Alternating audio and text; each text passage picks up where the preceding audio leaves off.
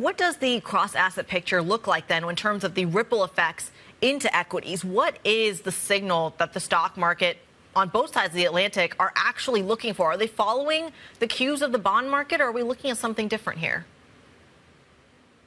Yeah, I think the bond market is in charge as far as I'm concerned. We have to see how the bond market's reacting almost like a meme stock. I mean, I was at the US close last night, 9 o'clock London time, 11, 12 basis point moves, the twos, the tens. It's quite remarkable. So the equity market is going to take the cue from the bond market, which of course is now thinking that it's taken the reins in some respects from the Fed. The Fed has obviously set itself up for a little bit of a tete-a-tete with the bond market. We had the Powell pivot on the 13th, and the market now thinks you're going to get 5 or 6 rate cuts. Powell suggested that there perhaps could be 3, but the Fed and the central banks are still very data dependent, and it's not a given in my mind that you're going to get 3. Never mind 6. So in terms of valuations, in terms of global financial conditions, in terms of liquidity, all those factors which have driven equity valuations, the bond market, remains at the moment in the driving seat. Well, it's interesting that you talk about that, because if you look at some of the analyst notes and the continued profits, even some of the price-setting power, I'm going to kind of dive into the U.S. session here, just given we are gearing up towards the U.S. trading day.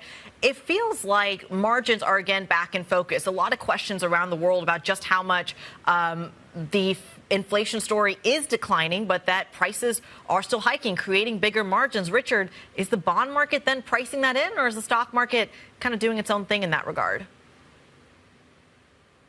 Well, I mean, I grew up in an environment where you said the bond market was the rational one and the stock market was the one that dreamed. Obviously, we've had a 30-odd year, bull market in bonds. Inflation is key, and that will impact margins as well. And at the moment, the key issue is rates and the impact to valuation, the convexity.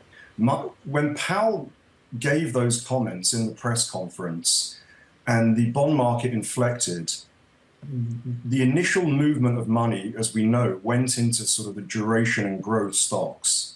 That's a convexity issue to do with valuations. But as this market potentially broadens out pretty, the issue is, where does the marginal dollar of capital go? Our view is that it goes into more cyclical value parts of the markets. I saw a stat recently that said, I think 90% of the S&P 500 stocks are, above their 50-day moving average. So everything's overbought here. We're almost priced for perfection. To quote Larry David, I'd say we need to sort of curb our enthusiasm here in the short term.